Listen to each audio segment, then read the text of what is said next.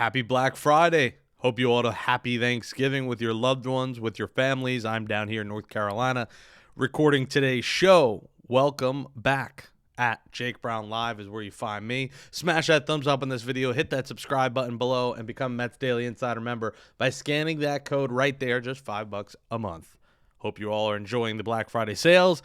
The Mets won't get a sale if they end up signing Framber Valdez. They'll actually get him probably at cost. And the Blue Jays got Dylan Cease at a hefty cost. At 7 years, $210 million for the right-handed starting pitcher. Coming off a really bad year, but you know what Dylan Cease does for the Blue Jays is he eats innings. This is a guy that made 32 starts last year, 33, 33, 32, 32.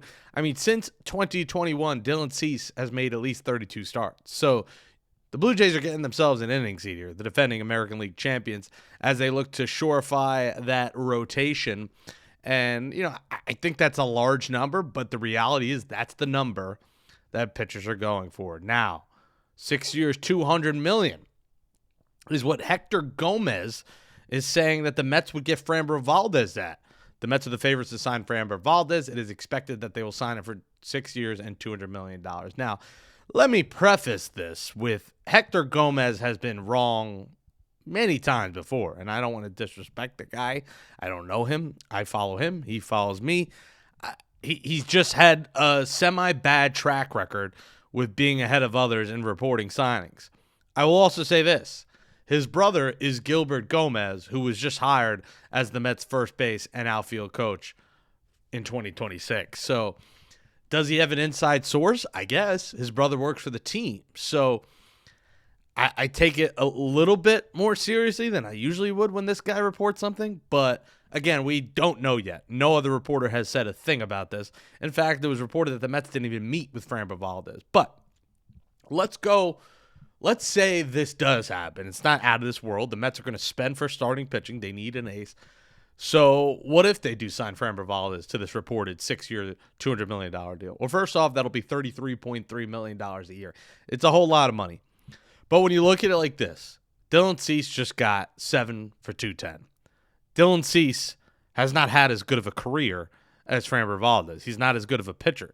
He's also a righty, where lefties are a little bit harder to find, especially ace-like lefties like Valdez. When you compare Cease and Valdez, Valdez has a career 3.36 ERA. Cease has a career 3.88 ERA.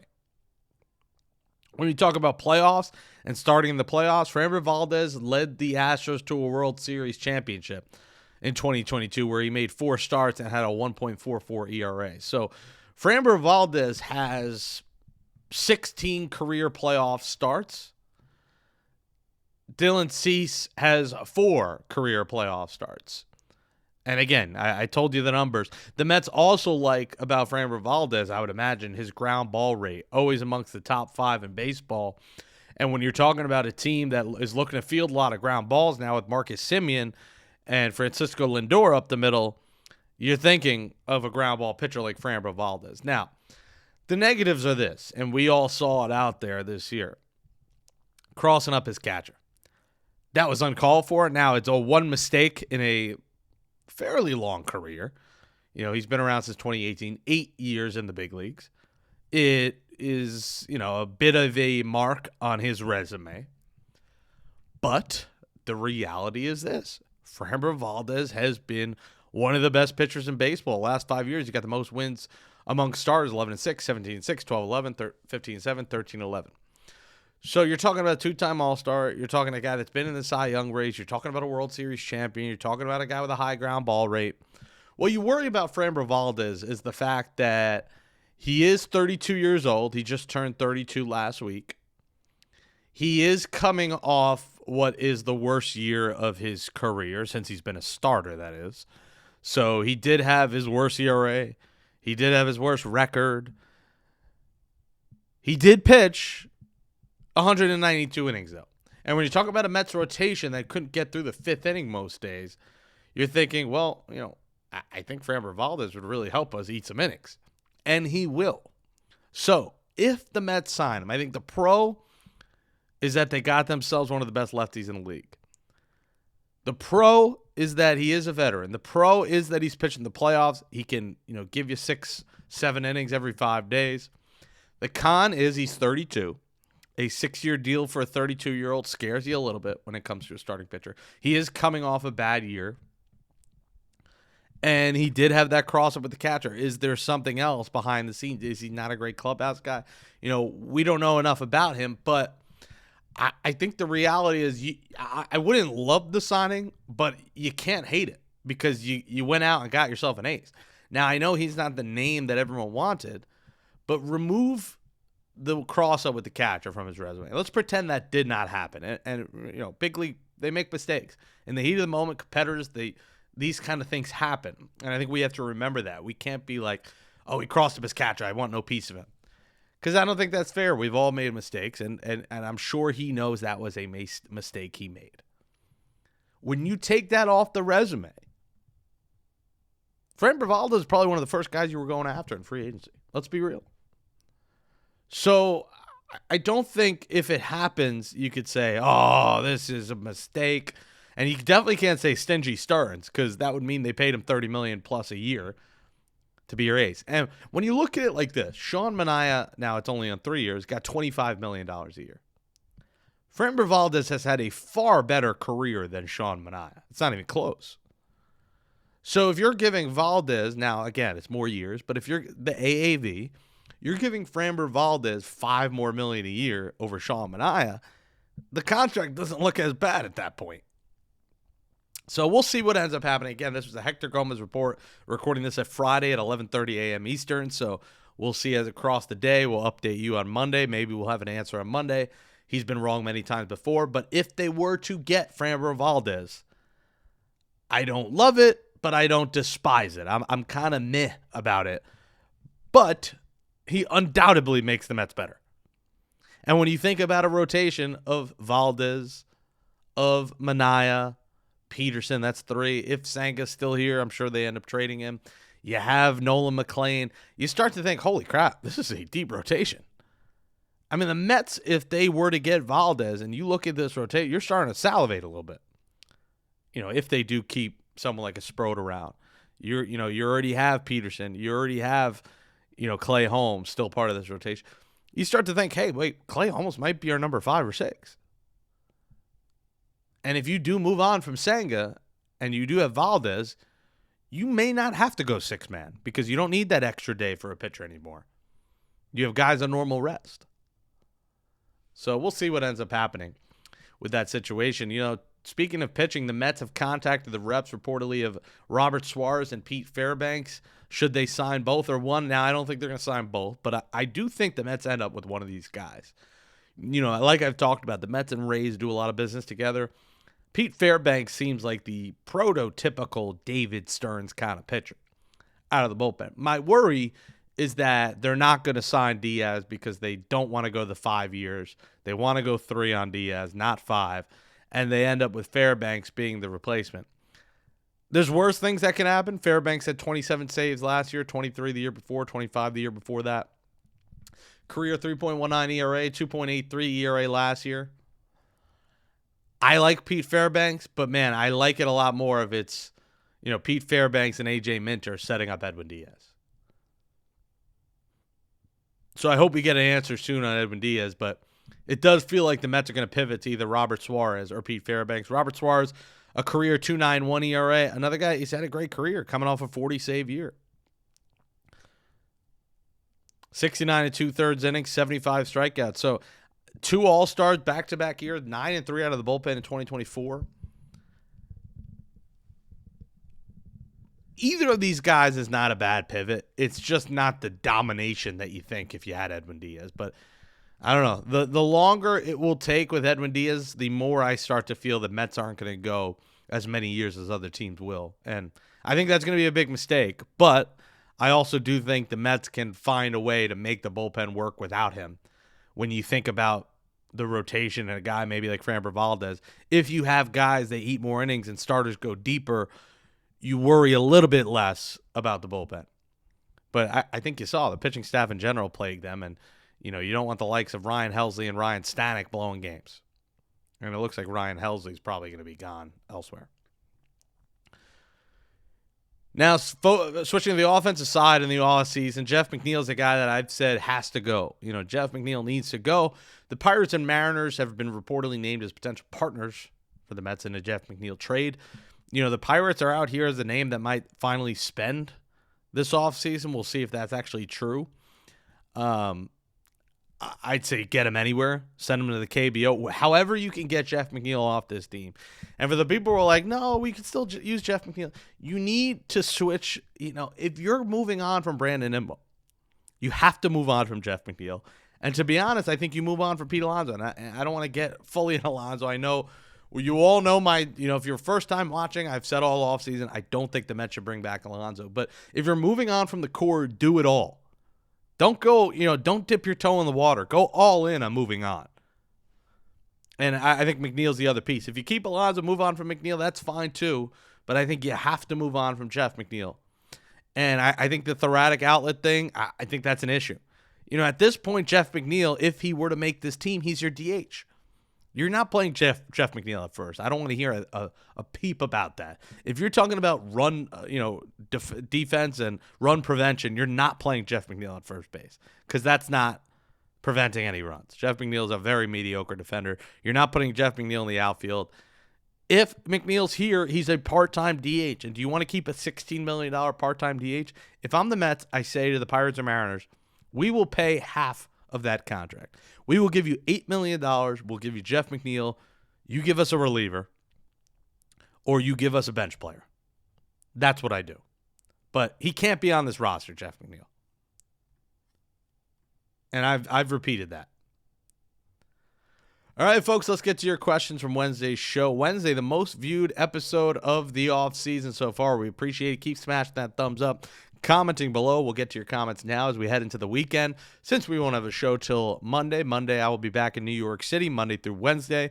Can't wait. All right, folks, here are your comments from Michael W1Z70. Brother, I spent over 20 years in the military and having to shave every day when I retired from the Army. I have only shaved maybe 4 times since then. Your beard rocks. An awesome show and a fan of yours. And let's go Mets 2026, 40 years since 1986. We are winning it all in 2026. Well, thank you, Michael, for your service.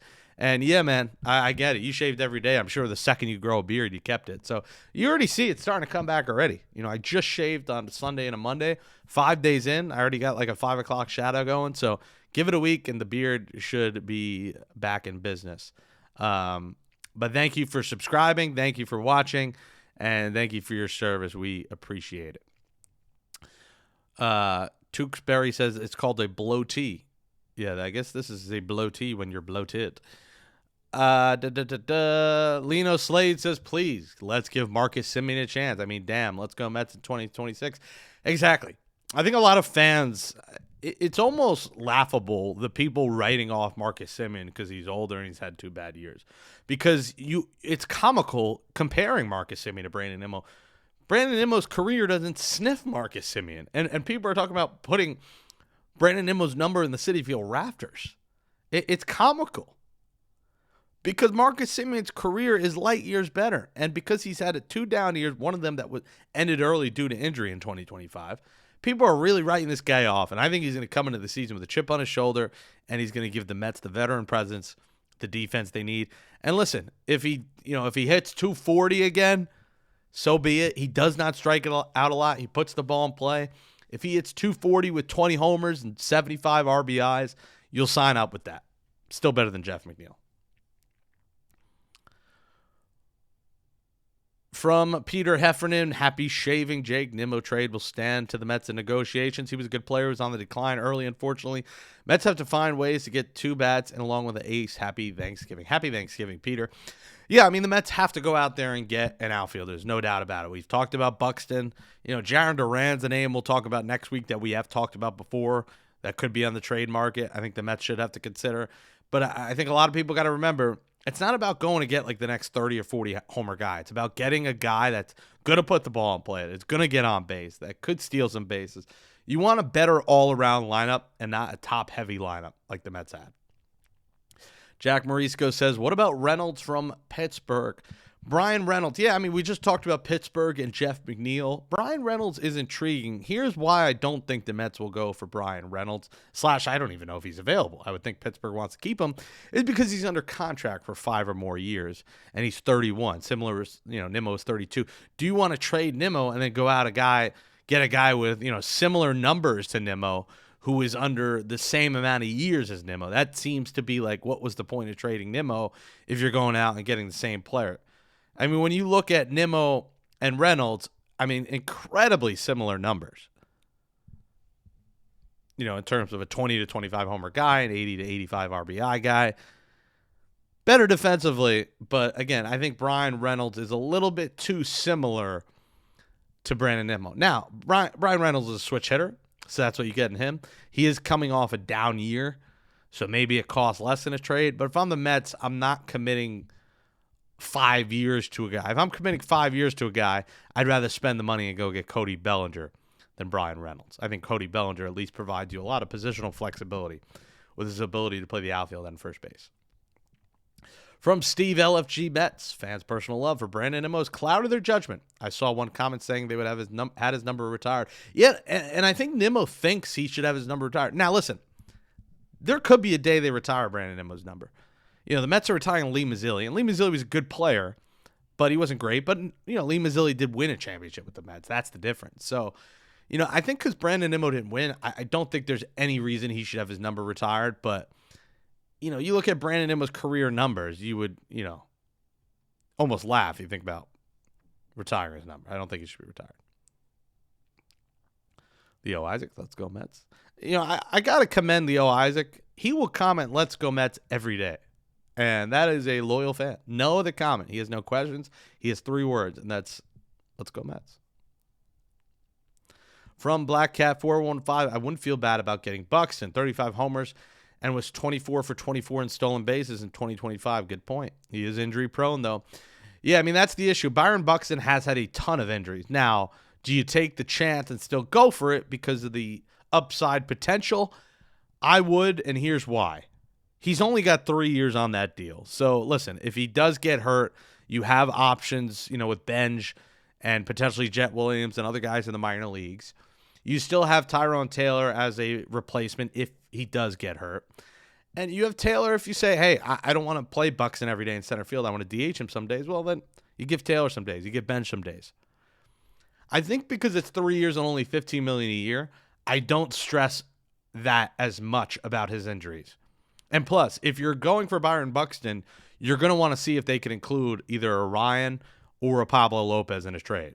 That's your hope, is that you get a little combo package from the Twins. From Nezzy765, all I know is that the Mets better be better than 2025 or the next heads to roll about to be Stearns and Mendoza.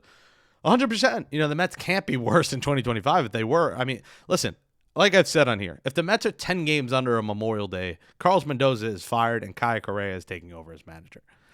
I think David Stearns, I think his leash is not as short, but if the Mets miss the playoffs in 2026, there are going to be people calling for his head, and rightfully so. He had a bad 2025. I don't want to hear, though. I had a guy from MLB Network, I forgot his name, tweeting me about how Stearns got lucky in 2024. If you're going to hate on Stearns, you also have to give him credit for the moves that work. Jose Iglesias worked, JD Martinez worked, Manaea worked in 2024, Severino worked. How are you going to call that lucky when they worked? And he was talking about, they finished third. Who cares? They made the playoffs. It's not about the regular season record. Just get in. And the playoffs don't count. They were 2 wins from a pennant. No one saw the 2024 Mets finishing 2 wins from a pennant, especially after how the first 8 weeks went. So I think you have to give credit for Stearns to the moves that worked instead of writing off every move that doesn't. I think it's been a 50-50 split. Horrible, offseason going into 2025 outside of Soto, and a great offseason for 2024. If you go every other year, that means he's going to have an incredible offseason this year. From Stuart Austin 9123, if trading Nimmo results in trading for Tucker, Tatis, or even Bellinger, I don't see how anyone can complain. Bingo. If the Mets are replacing Brandon Nimmo with a Kyle Tucker, a Tatis in a trade, or Bellinger in free agency, I don't see how anyone complains. You start bench or Taylor, you play one of those guys, and bingo. Exactly.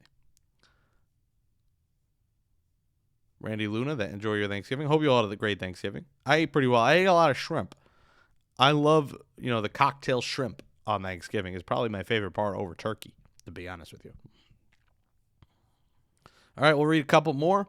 From Chris H. Buxton gets hurt every time he plays. Pretty much we can't have that liability. Again, because it's 3 years and $45 million, it probably is a risk worth taking for the Mets. Craig Little, Wright and Nimmo are not in the same class, 100%. Brian Roxy, first year with Texas. B. Nimmo will be an all-star, betcha. That's fine. I mean, he's not on the team anymore, so who cares? I'm not going to be mad if he was an all-star. I think we're all rooting for him. You also have to remember, Brandon Nimmo's never been an all-star. So he's going to beat out all these other guys, Aaron Judge, a Buxton, if Bellinger's still there, a Springer. I don't know. Brent Rooker, Riley Green. Stephen Kwan's another name in the trade market we'll talk about next week because I think if Cleveland is open for trading him, he makes a lot of sense, too, for the Mets. Arcade Perfect reviews. I'm actually loving these moves. I'm sure we get a frontline starter and outfield by spring training, 100%. No reason to not believe the Mets are going to go out and get a starter and an outfielder, folks. No reason.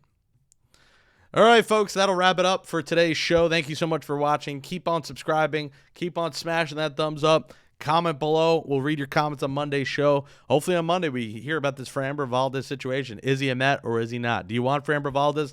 Let us know. You can tweet me, TikTok, IG, and please go subscribe to my YouTube. We're closing in at 400 on my YouTube. That's at Jake Brown Live. Have a great holiday weekend, everyone. Thanks for watching Mets Daily, and we'll talk to you on Monday.